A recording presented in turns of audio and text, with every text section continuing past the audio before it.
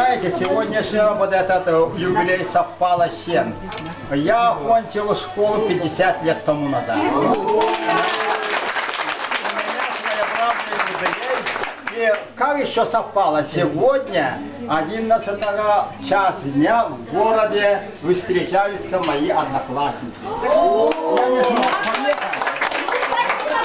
у академика Марчинцева должны на даче встречаться, но у меня сегодня экзамен не успел. Это первое. В общем так, мы радуемся, что вы собираетесь. 20 лет, кажется, еще собрались было, да? И вот это очень хорошо, нам приятно, что вы не забываете своих учителей школы.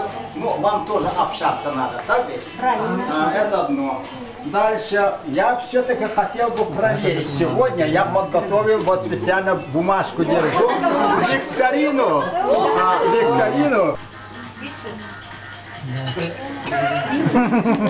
А кино не помню, оказывается. Вот когда кино мы показывали, вы никогда не смотрели на экран внимательно, да?